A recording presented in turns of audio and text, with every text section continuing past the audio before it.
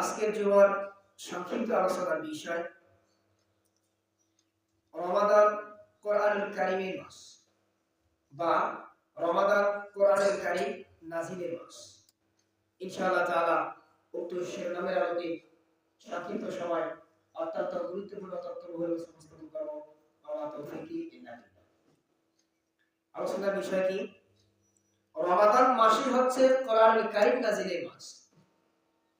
সুতরাং যে মাসে আল্লাহ সুবহানাহু ওয়া তাআলা কোরআনুল কারীমকে নাযিল করলেন, কোরআনুল হাকীমকে নাযিল করলেন, কোরআন মাজিদকে আল্লাহ তাআলা রাসূল পাক সাল্লাল্লাহু আলাইহি ওয়াসাল্লামের উপর জিবরাইলের মাধ্যমে প্রেরণ করলেন, পাঠিয়ে দিলেন, সেই মাসে আল্লাহ সুবহানাহু ওয়া তাআলা কোরআনের কারণে আরো মর্যাদা অধিক করে দিয়েছেন। বলি সুবহানাল্লাহ।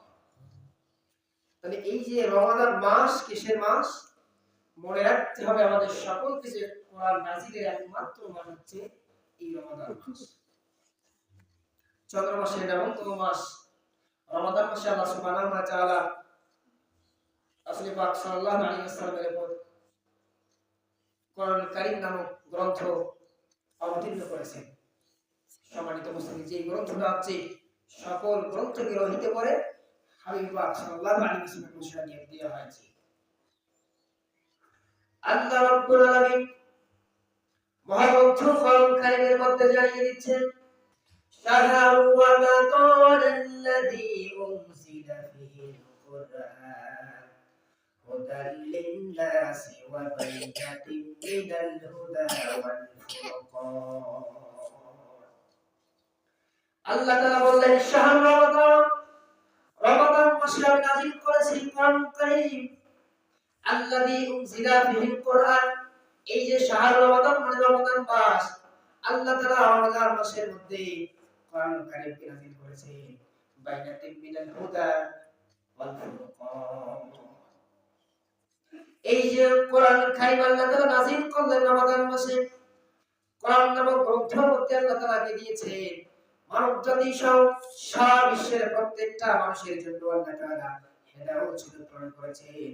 শুধু তাই নয়, এই কোরআনুল কারীমের মধ্যে আল্লাহ সুবহানাহু ওয়া তাআলা যাবতীয় বিধিবিধান দিয়েছেন, যাবতীয় দিক নির্দেশনা দিয়েছেন, এবং এই কোরআনকে আল্লাহ তাআলা নাযিল করেছেন সত্য এবং মিথ্যার পার্থক্যকারী ফুরকান হিসেবে। সুবহানাল্লাহ। কোরআনুল কারীমের অন্যতম একটা নাম হচ্ছে ফুরকান, যেটাকে আল্লাহ সুবহানাহু ওয়া তাআলা সত্য এবং মিথ্যার মধ্যে মানদণ্ড তৈরি করার জন্য, পার্থক্য করার জন্য, ডিভাইডেড করার জন্য, সত্য এবং মিথ্যাকে আলাদা করার জন্য, ভাগ করার জন্য আল্লাহ সুবহানাহু ওয়া তাআলা মহাগ্রন্থ কোরআনুল কারীমকে এই মাসে নাযিল করেছেন। বলে সুবহানাল্লাহ। সম্মানিত মুসলিম, সুতরাং এই যে আমরা কোরআন নাযিলের একটা মাস পেলাম, কিন্তু এই মাসে কোরআনের সাথে আমাদের কোনো সম্পর্ক নাই। আমরা কোরআন থেকে কত দূরে সরে গেছি, আমরা কোরআনুল কারীম থেকে কত দূরে সরে গেছি। আল্লাহ রাব্বুল আলামিন অনেক গুরুত্বপূর্ণ একটা সূরার মধ্যে আল্লাহ তাআলা বললেন, ইন্না আনজালনাহু ফি লাইলাতিল কদর ওয়া মা আদরাকা মা লাইলাতুল কদর লাইলাতুল কদরি খায়রুম মিন আলফি শাহর। আল্লাহ রাব্বুল আলামিন কোরআনুল কারীমকে নাযিল করার জন্য, কোরআনুল কারীমকে নাযিল করার মাধ্যমে এই মাসের মধ্যে 30টা রোজার মধ্যে, 30টা দিনের মধ্যে এমন একটা রাতকে আল্লাহ সুবহানাহু ওয়া তাআলা এত বেশি মর্যাদা দিয়েছেন, এত বেশি গুরুত্ব দিয়েছেন। গুরুত্ব দেওয়ার সবচেয়ে বড় কারণটা হচ্ছে এই রাতে আল্লাহ সুবহানাহু ওয়া তাআলা কোরআন নামক গ্রন্থ আমাদের হাবিবের উপর অবতীর্ণ করেছেন। সুবহানাল্লাহ। লাইলাতুল কদর আসলে কি? আমরা এর আলোকে ইনশাআল্লাহ তাআলা তৃতীয় জুমায় আলোচনা করব ইনশাআল্লাহ তাআলা। প্রথম জুমা হচ্ছে কোরআনুল কারীম নাযিলের মাস হচ্ছে রমাদান। দ্বিতীয় জুমা আমরা আলোচনা করব রমাদানের ফজিলত অথবা রমাদানের পবিত্রতা রক্ষার মধ্যে একটা। তৃতীয় নম্বর জুমা আমরা আলোচনা শুরু করব ইনশাআল্লাহ তাআলা যে ইতিকাফ এবং লাইলাতুল কদর রমাদান 4টি জুমার মধ্যে শেষ হয়ে যাবে। আমরা চতুর্থ জুমার মধ্যে শুরু হচ্ছে ঈদের দিনের সুন্নাত এবং ফিতরা সংক্রান্ত আলোচনা শুরু করব ইনশাআল্লাহ তাআলা। বিষয়গুলো ক্লিয়ার? সুতরাং প্রত্যেকটা বিষয় আমাদের জন্য খুবই গুরুত্বপূর্ণ। সুতরাং আমাদের উচিত ভূমিকা বা প্রারম্ভ থেকে সূচনা থেকে আমাদের আলোচনা পরিসমাপ্তি করার সময়। এই মাসে আল্লাহ তাআলা যে কোরআনুল কারীম নাযিল করলেন, নাযিল করার কারণে এমন একটা আল্লাহ তাআলা রাত ছিলেন, এমন একটা বরকতমণ্ডিত, এমন একটা ফজিলতপূর্ণ, এমন একটা গুরুত্বপূর্ণ রাত দিলেন যে রাতটাকে বলা হয় লাইলাতুল কদর। সেটা হচ্ছে হাজার মাসের চাইতেও উত্তম। করে সুবহানাল্লাহ। এর এক নম্বর কারণ হচ্ছে আল্লাহ তাআলা এই মাসে বা এই রাতে আল্লাহ তাআলা কোরআনুল কারীম দিয়েছেন বিধায় এই রাতটার মর্যাদা আল্লাহ তাআলা হাজার মাসের চেয়ে উত্তম করে দিয়েছেন। সুবহানাল্লাহ। যে ব্যক্তি কোরআনুল কারীমের আলোচনা শুনবে, যে ব্যক্তি কোরআনুল কারীমের আলোচনা করবে, যে ব্যক্তি কোরআনুল কারীম পাঠ করবে এবং যে ব্যক্তি কোরআনুল কারীম পাঠ করাবে, হাবিব পাক সাল্লাল্লাহু আলাইহি ওয়াসাল্লাম বলেছেন এই ব্যক্তি হচ্ছে অন্যান্য মানুষগুলোর চেয়ে সর্বোত্তম। বলে সুবহানাল্লাহ। عن عثمان بن عفان رضي الله تعالى عنه قال قال رسول الله صلى الله عليه وسلم আল্লাহ রাসূল সাল্লাল্লাহু আলাইহি ওয়াসাল্লামের সাহাবা হযরত উসমান ইবনে আফফান রাদিয়াল্লাহু তাআলা আনহু তিনি বর্ণনা করেছেন আল্লাহ নবী সাল্লাল্লাহু আলাইহি ওয়াসাল্লাম বলেছেন খায়রুকুম মান তাআল্লামাল কুরআন ওয়া আল্লামা। যে ব্যক্তি কোরআনুল কারীম নিজে শেখার উদ্দেশ্যে আলেমে দ্বীনের কাছে, শিক্ষকের কাছে শিখবে আর যে শিক্ষকটা শিখাবে, দুজনকে হাবিব পাক সাল্লাল্লাহু আলাইহি ওয়াসাল্লাম উত্তম বলে ঘোষণা দিয়েছেন। বলে সুবহানাল্লাহ।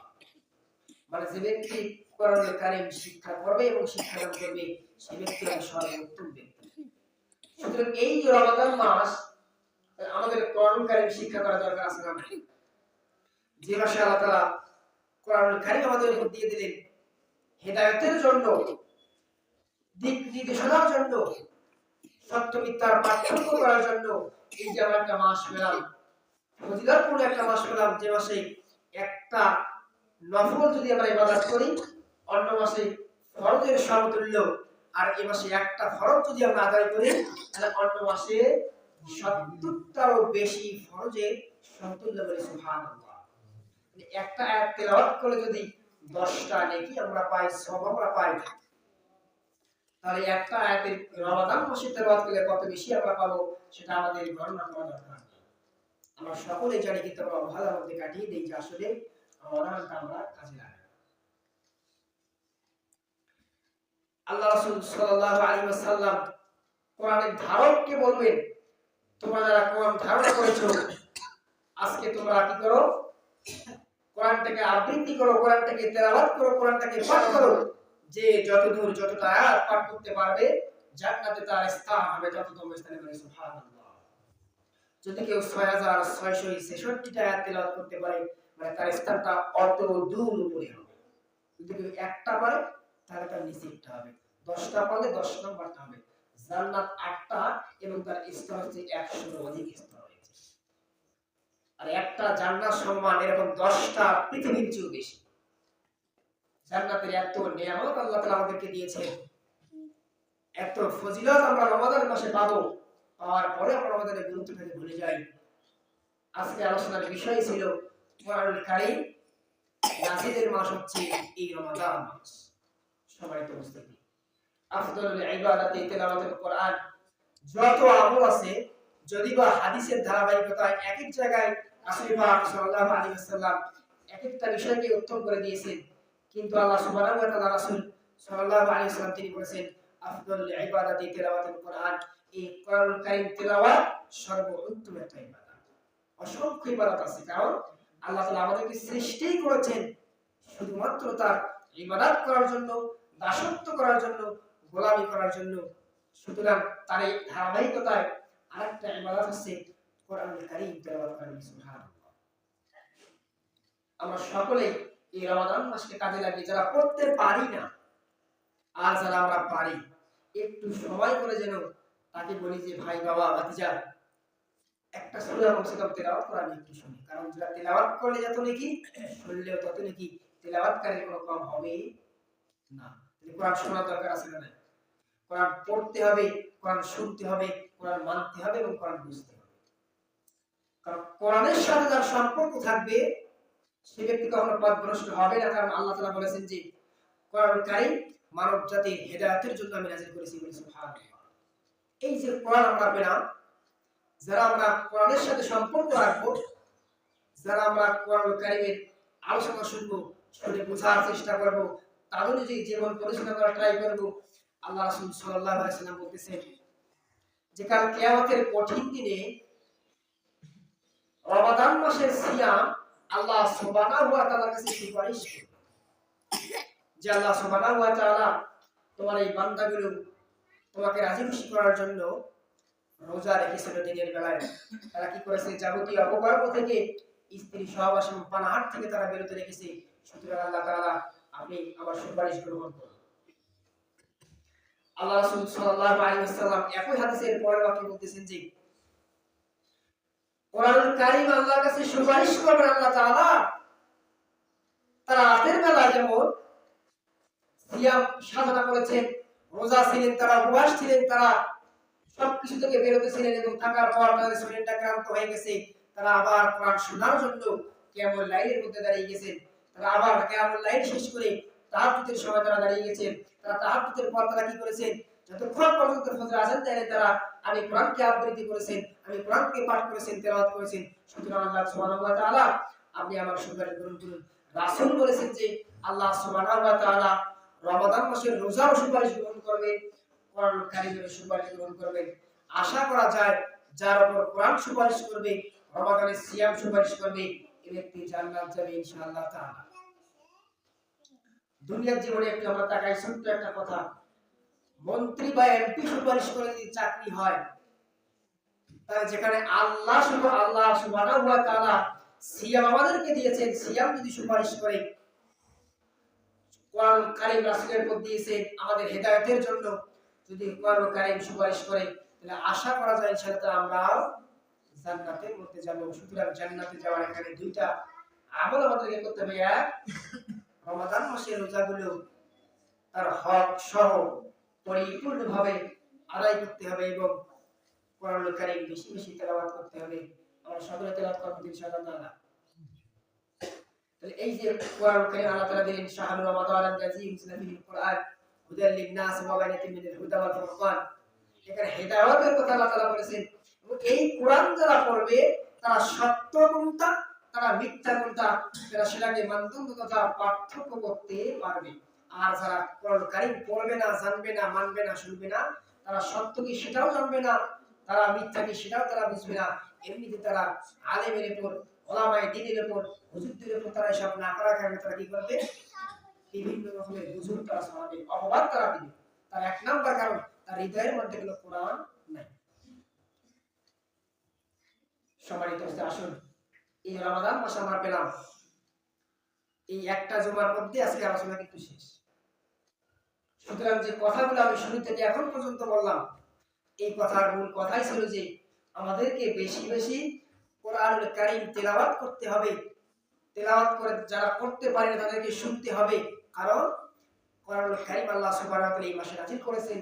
নাযিল করার কারণে আল্লাহ সুবহানাহু ওয়া তাআলা এই মাসে এমন একটা রাতকে এত বেশি মর্যাদা করেছেন যাকে সম্মানিত রজনী বলা হয়, মহিমান্বিত রজনী বলা হয়, লাইলাতুল কদর। যা ইবাদত করলে যার নসিবে জুটবে সে ব্যক্তি পেয়ে যাবে 1000 মাসের চেয়ে উত্তম ইবাদত করা সব বলি সুবহানাল্লাহ। সুতরাং আমরা সকলে ইনশাআল্লাহ তাআলা চেষ্টা করব যথাযথভাবে রমাদান মাসের সিয়ামগুলো আদায় করার। আমরা চেষ্টা করব রমাদান মাসে একটু বেশি বেশি কোরআন পড়ার, কোরআন শোনার। এখন যদি আমরা না পারি তাহলে আমরা চেষ্টা করব মোবাইলের মধ্যে আমরা কোরআনের রেকর্ড শোনার। পারবো তো ইনশাআল্লাহ? তবু আল্লাহ তাআলাকে আপনারা বলতে পারেন, আমরা বলবো আল্লাহ তাআলা আমি নিজে জানি না, শোনার মতো মানুষও পাই নাই, সবাই আমার ছিল না, কিন্তু আমার সাথে একটা ফোন ছিল, যে ফোনটা দিয়ে আমি সবসময় কোরআন কারীম তেলাওয়াত শুনতাম। যদি আল্লাহ তাআলা কবুল করেন আর কোরআন যদি সুপারিশ করেন, তাহলে আশা করা যায় ইনশাআল্লাহ তাআলা আমরা কাল কিয়ামতের কঠিন দিনে এই আমাদের ভয়াবহ অবস্থা থেকে নাজাত পেয়ে চিরস্থায়ী সুখের স্থান জান্নাতে যাইতে পারবো ইনশাআল্লাহ তাআলা। আল্লাহ সুবহানাহু ওয়া তাআলা আমাদের সকলকে রমাদান মাসের পরিপূর্ণ সিয়াম আদায় করার তৌফিক দান করুন। কিয়ামুল লাইলে কোরআন শোনা এবং বেশি বেশি কোরআন শরীফ তেলাওয়াত করার তৌফিক দান করুন। ইনশাআল্লাহ আমিন। ওয়া আলাইনা ইন্নাল বালাগ।